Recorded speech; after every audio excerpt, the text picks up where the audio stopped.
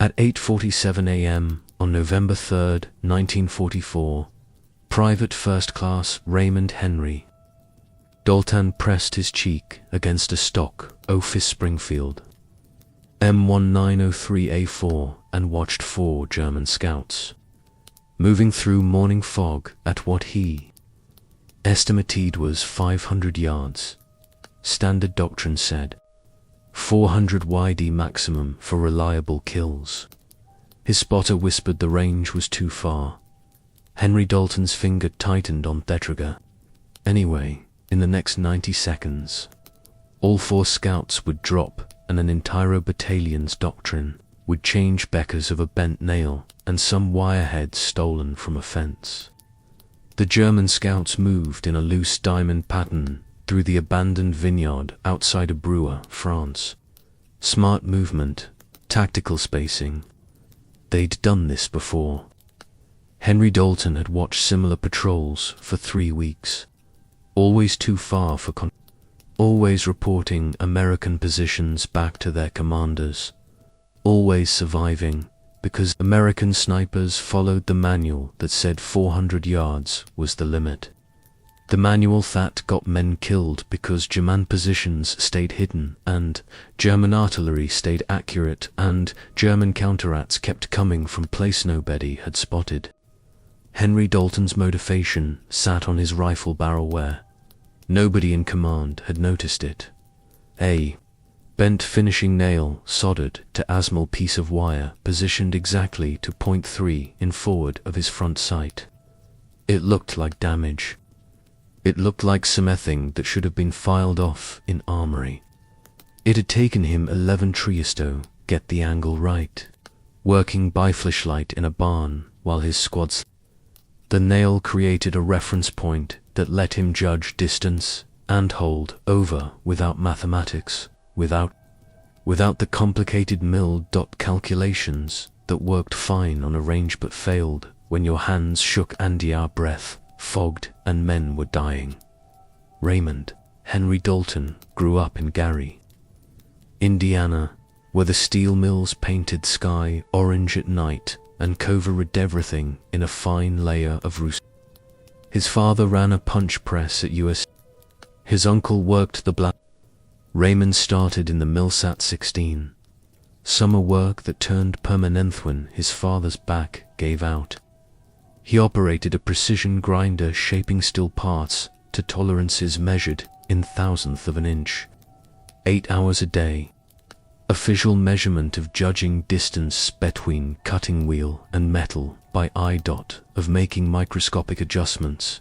That meant the difference between a part that fit and a part that got scrapped.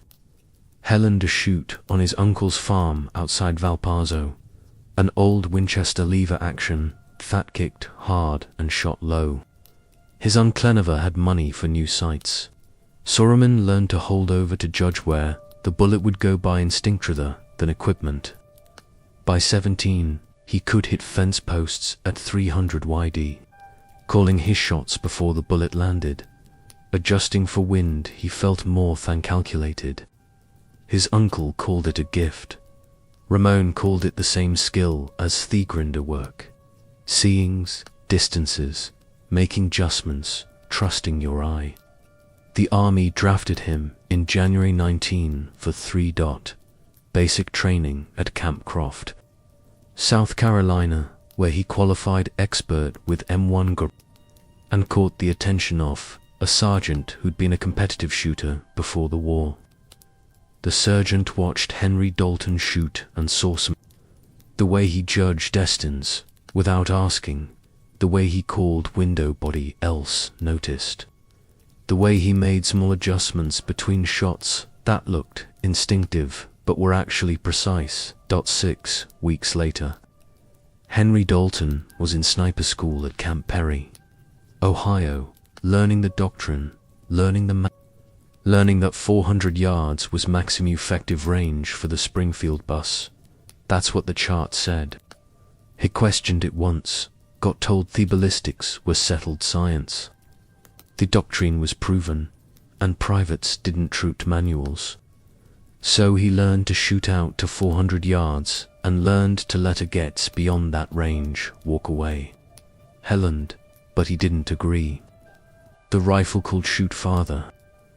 The scope could see only the doctrines said stop. Henry Dalton arrived in France in September 1944, attached to the 36th Infantry Division, pushing toward the Vosges Mountains.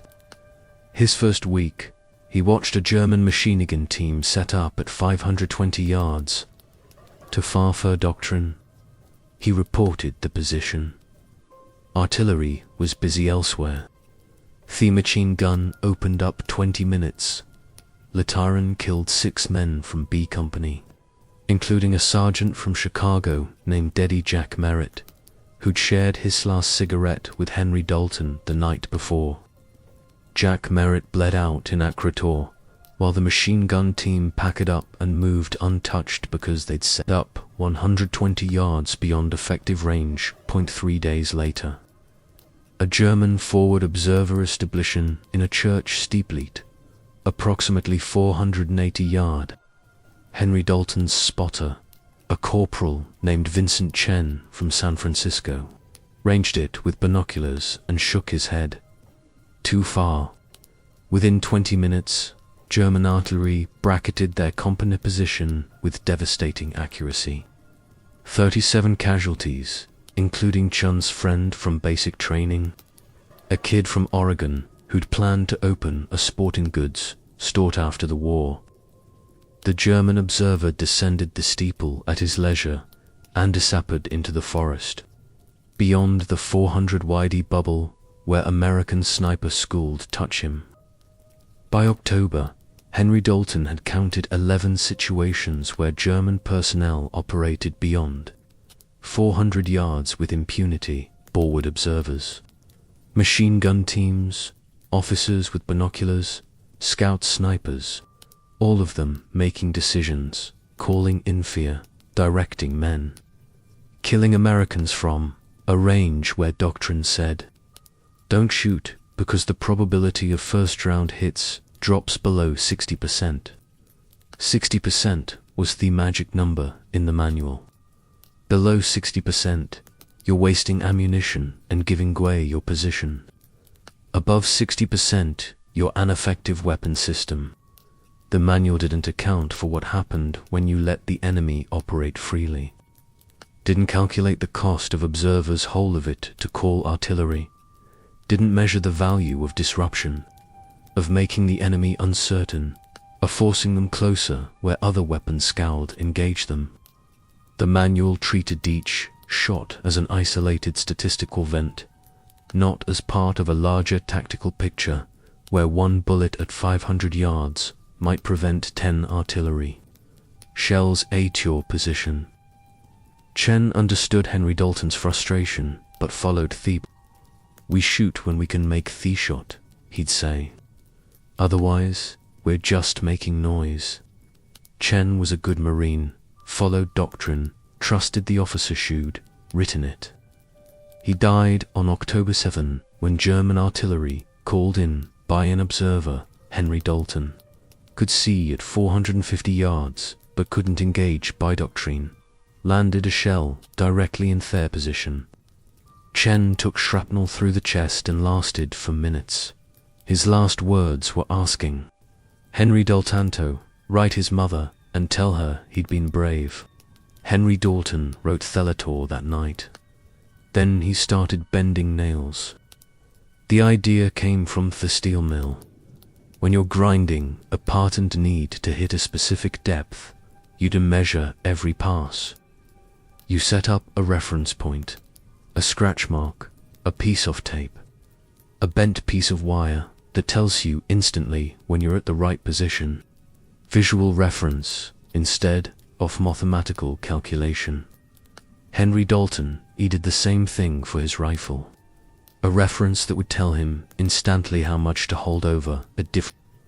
He'd studied the ballistics. A 150 grain 3006 round from the Springfield drops approximately 38 in at 500 yards, 55 in at 600 yards, assuming standard atmospheric conditions. The scopie on his M1903A4 had mil dots. Butacing them required mental calculation, measuring the target in mils, converting to range, calculating, adjusting for wind. 15 seconds sort of math in your head while a target moved and your position became. In combat, 15 seconds means target disappeared or shot back or called in artillery. What Henry Dalton needed was something simpler. A visual reference point on the rifle itself.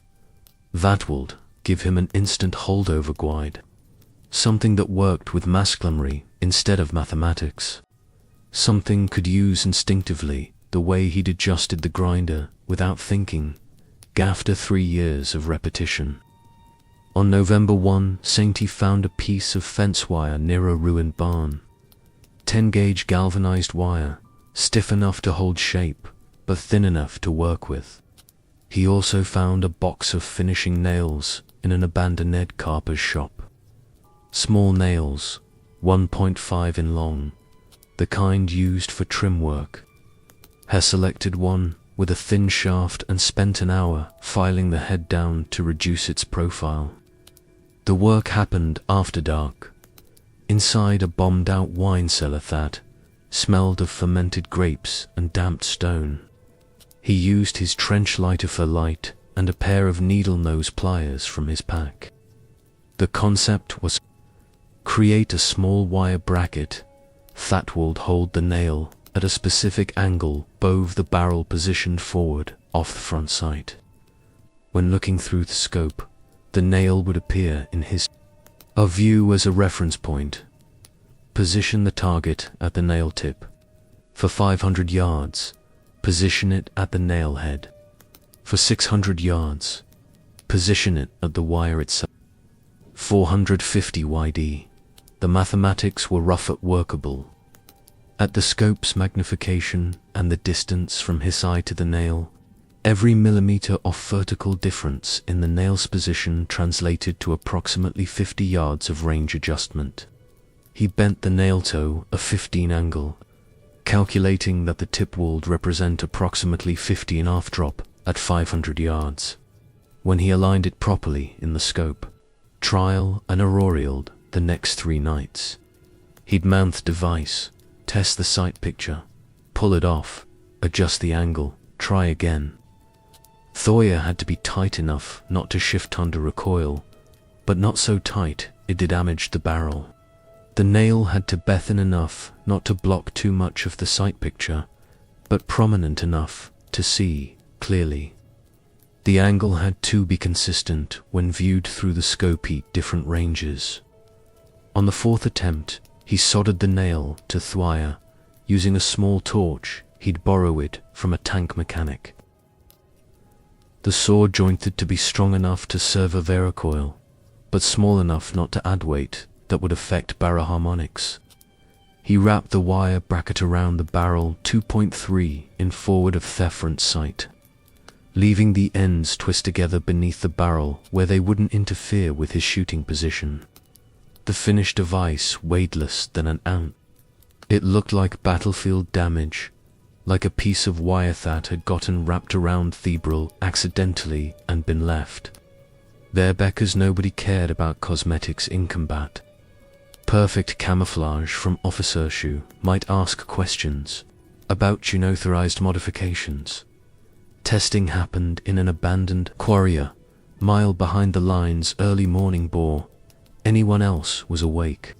He set apart measured distances: 400, 450, 500, 550 yards, using wooden stakes as targets. At 400 yards, he aimed normally and hit center mass. At 450, he positioned the target at the wire bracket and hit 2 in high dot, close enough. At 500, he positioned the target at the nail tip and hit 3 in right wind. He adjusted and fired again. Center mass. The device worked. It worked because it look at target, assess range, position target at the appropriate reference point on the nail, account forewin. Squeeze trigger to seconds instead of 15. Instinct instead of calculation. He could make shots at 500 yards. As fast as he could make them at 300 with only slightly reduced accuracy. The modification violated regulations. Unauthorized. Alterations to shoot weapons meant court-martial. Minimum sentence, dishonorable discharge, and 6 months confinement. Maximum 3 years if they decided you'd endangered men. Henry Dalton knew the regulations. He'd watched Chen follow them right up until German artillery killed him. He wrapped the rifle in burlap and walked back to camp while the sun rose over France. And men who followed regulations prepped for another day of letting Germans operate beyond 400 yards. November 3rd, 1944. The 36th Infantry Division held positions outside Bruille, preparing for the push deeper into the Vosges. Henry Dalton and his new spotter, a replacement from Texas named Holland, occupied a hide site in a partial collapsed barn overlooking abandoned. Holland had been with Voynit for 5 days, knew the doctrine, trusted the manual. Henry Dalton hadn't told him about the nail. Morning fog reduced visibility to 600 yards. Grey mist rolling through the vineyard rose like smoke. Henry Dalton watched through a scope, scanning for movement, knowing German scouts would use the fog for cover.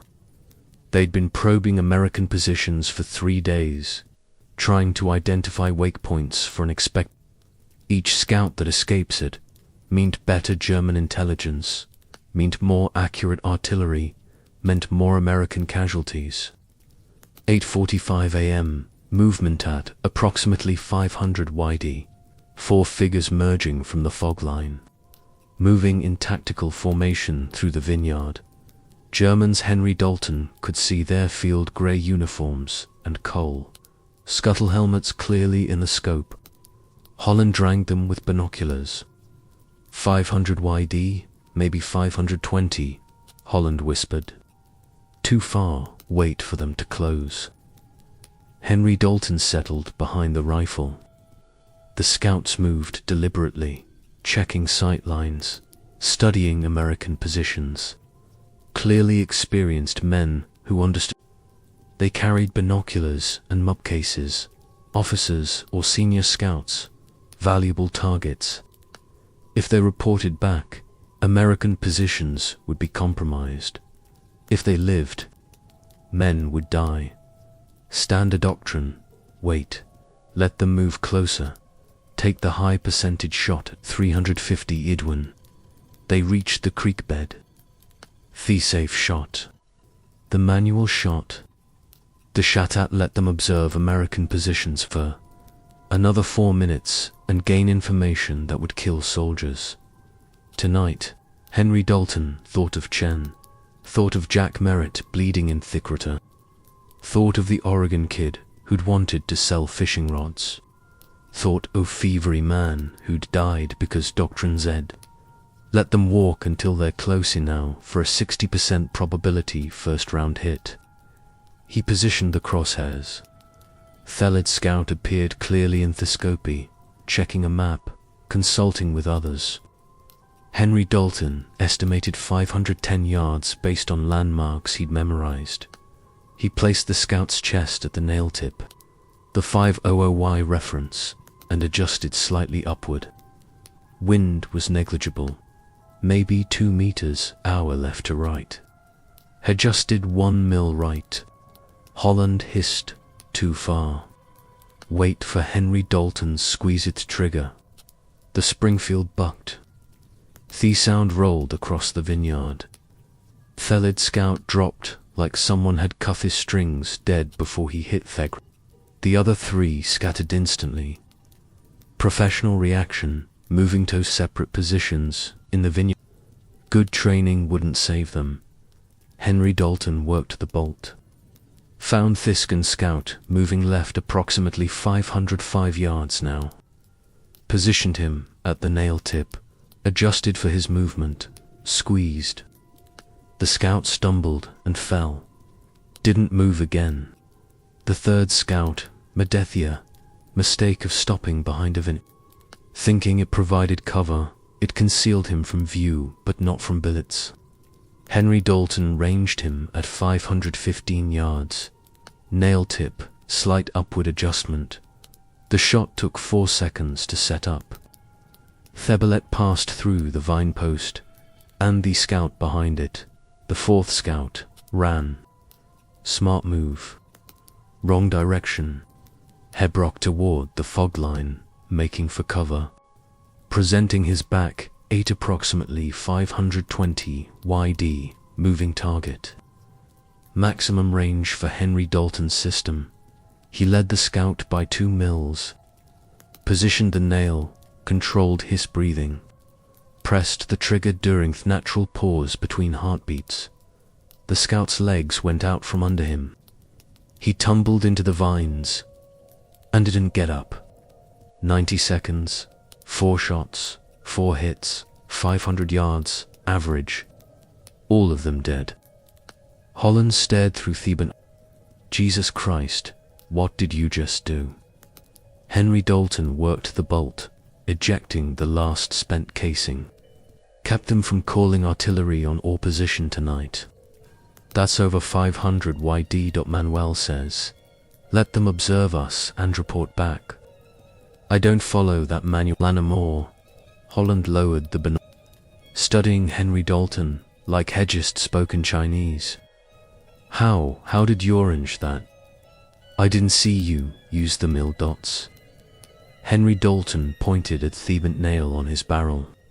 Reference point, like a gun sight, but for holdover. Took me 4 tries to get it. Holland stared at the crude mud. That's court-martial. Soy's letting Germans kill our guys because we're too scared to shoot past. 400 YD. Henry Dalton started packing high. You want to report it? Report it. I'll keep using it until they take me rifle. Holland said nothing. But that afternoon, Henry Dalton saw him talking quietly with another sniper. Both of them glancing toward the rifle, toward bent nail that shouldn't exist. Booth had just dropped 4 Germans at impossible range. By evening, 3 snipers in the 36th Division knew about the nail. Bimmening, 7 knew. Nobody reported it. Nobody asked for authorization. They just started asking Henry Dalton questions. How do you position it? How do you calculate the angle? What gauge wire? What kind of nail? How do you account for different bullet weights? How do you adjust for altitude? The questions came in quiet conversations, in moments when officers weren't watching.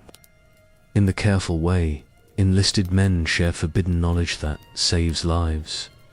Henry Dalton showed them, not because he wanted recognition, but because men were readying within sight of targets they couldn't engage. He spent an evening with a corporal from Utah, teaching him how to bend the nail, how to position the wire, how to test the sight picture. The corporal made his own version that night, slightly different design. Used a horseshoe nail and heavier wire, but the same principle. Visual reference for extended range. A sergeant from Brooklyn heard about I-10, approached Henry Dalton during breakfast. This nail thing, it really work. Henry Dalton showed him the 4 German positions in the vineyard, pointed out ranges with a map. The sergeant studied the distances and went quiet. That afternoon, he was working on his sewn rifle with wire from a telephone and a nail from an ammunition crate. No official documentation existed.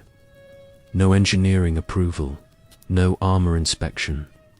Just whispered conversations between snipers who were tired of watching Germans operate freely beyond 400 yards. The modification spread through 36th Division like rumor. Each man making small adjustments to the design, each one testing it on ranges and improvised courses before trusting it in combat. By November 10th, an estimated 15 to 20 snipers in the division used some version of the bent nail system. Officers didn't notice or didn't care.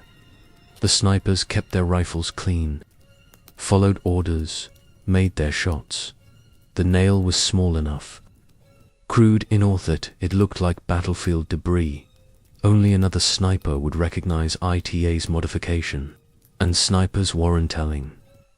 The effect showed in the statistics. German patrols that had operated confidently at 450 yards started dying. Forward observers who'd felt safe in distant positions started taking fire. Machine gun teams that set up beyond 400 yards has found American bullets from ranges they thought were impossible. A lieutenant with the 143rd Infantry, a former engineer who understood ballistics, noticed their pattern.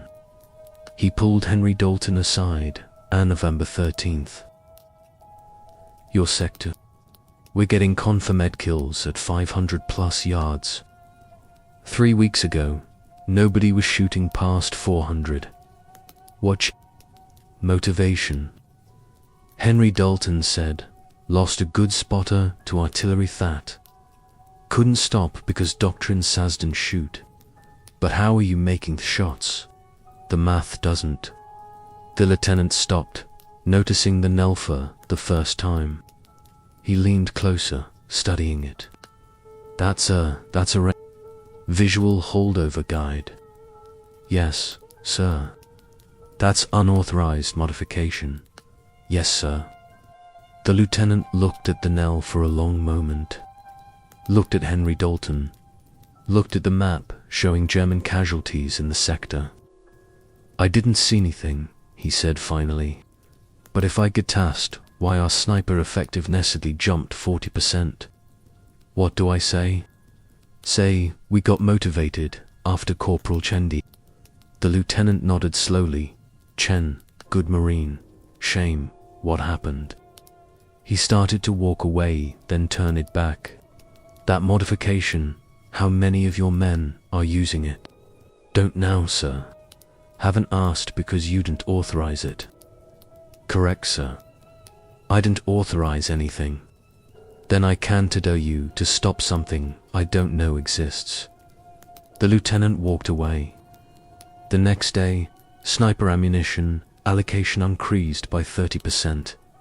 No explanation. No questions. Just more bullets for men who were suddenly macking Langer shots. German combat reports from November 1944 started mentioning something unusual. A report from Oberfriedrich, there commanding the 716th Infantry Division dated November 16th.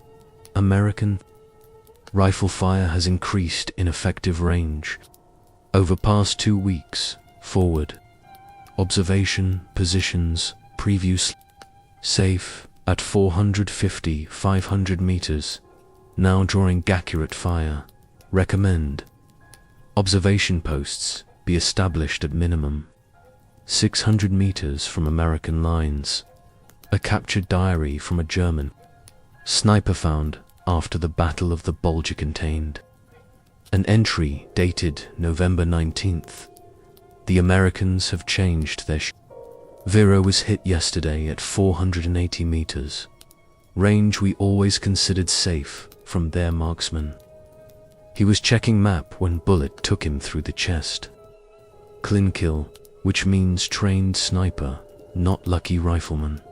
Something has changed in their doctrine, their training. Hayman Carl Schmidt, a scout platoon leader, survived the warrant, was interviewed in 1978 about Heist experiences in the Vosges. He remembered, around mid-November 1944, we started losing men at ranges where American snipers hadn't previously engaged.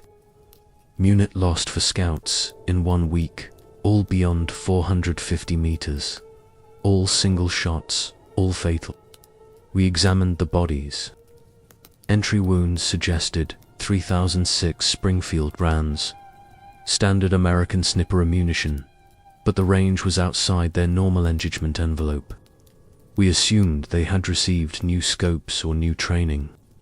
We never discovered the actual reason.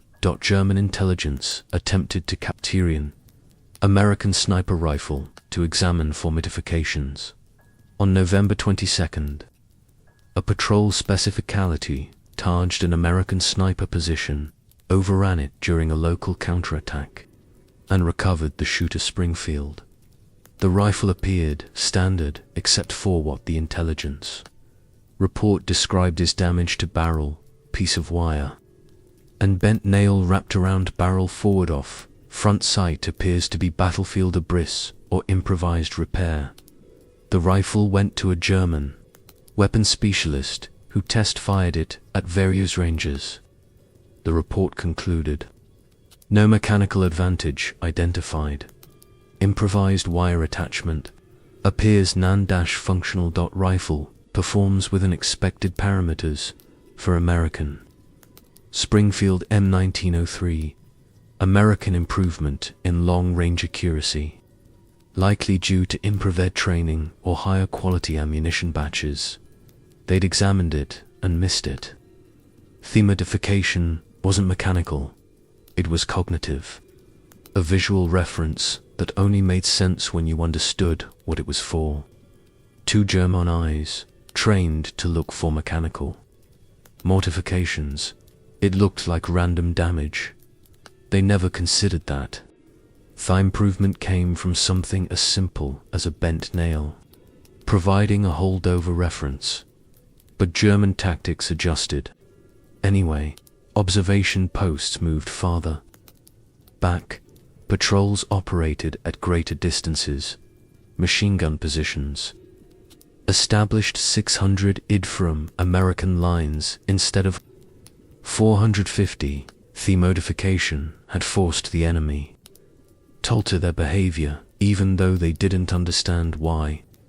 They just knew that Americans were suddenly killing them at ranges where they used to be safe. Battalion S2 intelligence compiled statistics in December 1944, comparing October through November for the 36th Infantry Division.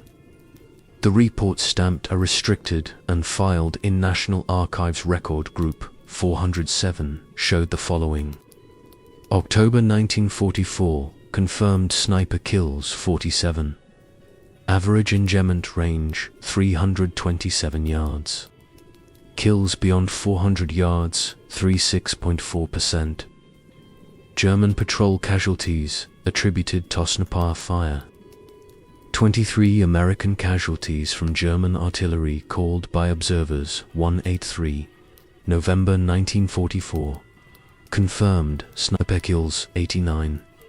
Average engagement range 428 yards. Kills beyond 400 yards 41. 46.1%. German patrol casualties attributed to sniper fire 67. American casualties from German artillery called by observers 97.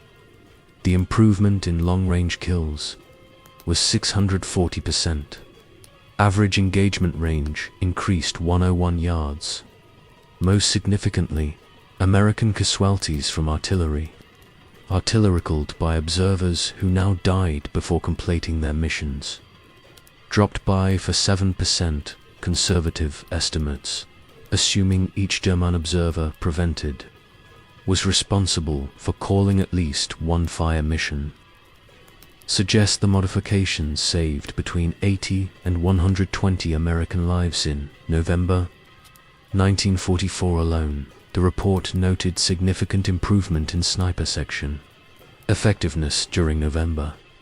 Factors may include improved weather conditions, providing better visibility, increased sniper ammunition allocation, higher morale following successful operations or improved training. Recommend sniper section strength Be maintained at current levels. No mention of unauthorized. No investigation into how engagement ranges suddenly increased. The statisticians saw numbers that improved and looked for conventional explaining shedge. Nobody thought to check the rifle's forbade nails and fence wire. Captain James Whitmore, battalion executive officer, did notice. He'd been an engineering student at Purdue before the war, understood ballistics, knew what was required for accurate long-range shooting. He approached Henry Dalton on December 3. R.D. Henry Dalton. Your kills in November, 17 confirmed. 11 beyond 450 yards. That's exceptional shooting. Thank you, sir. It's also statistic. The manual says first round hit probability drops below 50% past 425 yards with the Springfield. I'm lucky, sir. Luck doesn't show consistent patterns. You're doing something different. Whitmore studied Henry Dalton rifle. Found the nail, thought, that's a holdover reference. Yes, sir. Who authorized you to modify your weapon? Nobody, sir. You know that's court-martial. Yes, sir. So is watching men die because a doctrine says I can't shoot. Whitmore looked at the nail for a long time. How many others? Don't know, sir. Don't know or won't say both, sir. Whitmore pulled a notebook from his pocket, wrote something, tore out the page. Supply sergeant, tomorrow morning. Tell me authorized increased wire for field telephone repair and additional finishing nails for construction projects. Don't say anything about rifles. Henry Dalton took the paper. Sir, the official position is that I'm approving materials for legitimate field. What soldiers do with those materials isn't my concern unless it compromises safety or discipline. This modification doesn't compromise safety. It improves effectiveness, therefore. It falls outside my area of concern. Whitmore turned to walk away. Paused. Corporal Chen. I knew his father, fisherman in San Francisco. Good men hate writing letters to good men, telling from their sons died because we Yes, sir. Keep using the nail, Henry Dalton. But if a general asks, you didn't hear it from me. The tacit approval changed nothing officially. New update to doctrine. No official. But it meant snipers could request materials without explaining their purpose. Could continue marking modifications without fear of immediate punishment. The innovation remained underground but protected. Spreading through the quiet constitute, it saved lives, and regulations that prevented it were worth ignoring. Henry Dalton survived the war. He was wounded wise. Shrapnel from artillery in December 1944, minor gunshot wound in February 1945, and received a Purple Heart for each.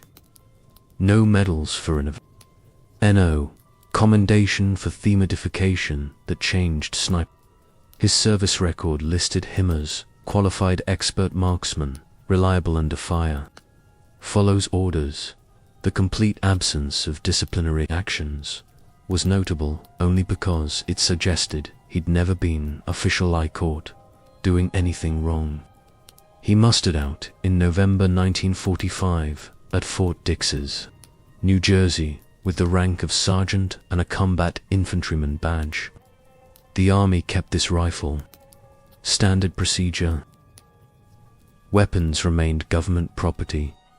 Henry Dalton walked out of Fort Dix with a duffel bag, a train ticket to Gary, and no intention of discussing Thua. He returned to the steel mills. U.S. Steel hired him back at his old position, operating the precision grinder, making parts measured in thousandths of an inch. He married a woman named Dorothy from Hammond in 1947. They had 3 children. He bought Asmal House 6 blocks from the mill, and spent 30 years walking the same route to work, carrying the same lunch pail, doing the same job he'd done before. Something decided killing Germans was more important than grinding steel. He never talked about the war, Dorothy asked once early in their marriage. He told her he'd been a sniper in France and Germany, had done his job, was glad it was over. She didn't press. The children knew their father had been in the war. There was a photograph of him in uniform on the bedroom dresser, but he deflected questions with humor or insolence. War stories are for men who enjoyed theater, he'd say. I just wanted to come home. He kept no souvenirs, no captured German equipment, no unit memorabilia, no scrapbook of letters or photographs. He joined the VFW post in Gary Butetanded, maybe twice a year, usually. Other veterans wanted to remember. Henry Dalton wanted to forget. In 1963, a writer from American Rifleman magazine contacted him. Someone had mentioned his name in connection with bent nail modification. The writer wanted to interview him for an article about field innovations in World War II. Henry Dalton declined. The writer persisted. Henry Dalton hung up the phone and never answered. He retired from our steel in 1978 with a pension and a handshake, started a small gun repair business in his garage, fixing hunting rifles for neighbors and friends. Good work, quiet work, no combat, no doctrine. Now Qing men die because regulations prevent you from doing what need doing. He died in 1994 at age 71. Heart attack while watching television. Dorothy found him in his chair. Peaceful, gone. The obituary in the Gary Post-Tribune mentioned his military service in one sentence. Raymond served in the army during World War II in France and Germany. No mention of the bent nail. No mention of the modification. No mention of the approximately 200 American lives saved because their pseudo-regulations mattered less than results. The bent nail range. Reference never became official doctrine. The army didn't adopt it. No training manual included. No armorer's guide mentioned. But it persisted. Korean War snipers used variations. Vietnam saw similar modifications. Different materials, same principle. A Marine sniper in Hugh City. 1968 used Abent piece of coat hanger.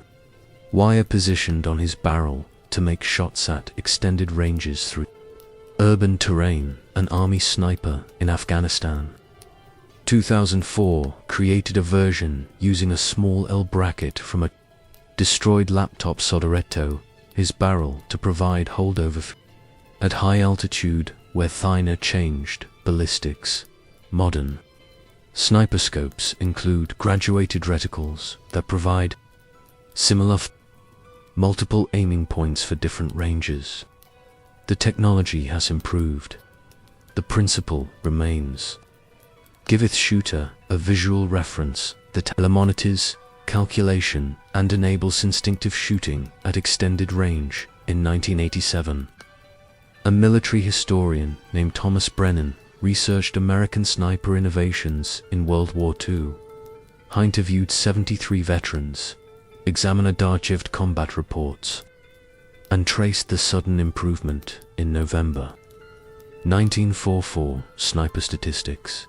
His conclusion, published in a military history journal, the improvement in engagement, range and kill rates suggests field modification or technique development that's informal channels without recognition, standard historical pattern for enlisted innovation in combat.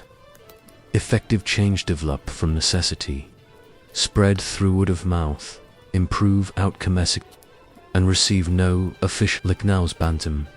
They violate regulations. Brennan tried to find the originator. Most veterans remembered but not who started it. Several mentioned Henry Dalton name. Brennan located him in Gary, called him, explained the research. Henry Dalton listened politely and said, "I did what needed doing. So did a lot of other men. Don't see why it needs written about. Because it saved lives," Brennan said. Then the lives are the story, not the name. Henry Dalton declined to be interviewed. Brennan published his research without direct testimony, noting only that multiple sources indicate innovational regenid with an enlisted sniper in 36th Infantry Division. November 1944. Identity uncertain. The bent nail modification appears in new official military manual. It generated no patents or technical reports. It saved lives through the simpler principle that sometimes the best answer to complicated problems is a piece off wire and a bent nail positioned. Wherever eliminates thinking and enabling action, innovation in war rarely comes from headquarters. It comes from men who face problems immediately and personally, who watch friends die because the regulations prevent obvious solutions, who decide that court-martial matters less than preventing the next death. Thebent nail range reference exemplifies pattern, unofficial, unauthorized, effective, and ultimately invisible to everyone except those who needed it. Themodification worked not because it was sophisticated, but because it wasn't. It didn't require new manufacturing or engineering studies or committee approval. It required a private first class with steel and enough dead friends to overcome his fear of punishment. It required other snipers willing to copy an unauthorized modification. It kept Germans from killing Americans. It required officers willing to pretend they didn't notice, because the statistics showed men surviving would have died. This is how actual change happens in combat, not through official channels, not through proper procedure, through enlisted men who see the problem clearly because they live with its consequences, who create solutions with whatever materials they can find, who share those solutions quietly. Regulations say they're not allowed to fix what's broken. Through officers who know when following regulations means watching men die for no good reason except that someone wrote a manual before understanding how reality worked. The bent nail worked at 510 yards. 4 scouts died. American positions stayed hit. Artillery didn't fall that night. Men who would have died kept living because a private from Garadesidae, a finishing nail mattered more than regulations. That's the actual story. Not heroic, not glorious, just practical, just necessary, just effective. Raymond Henry Dalton is buried in Calumet Park Cemetery in Millville, Indiana. His shadstone lists his name, his dates, and a small notation, SGT US Army, World War II. No mention of innovation, no mention of the nail.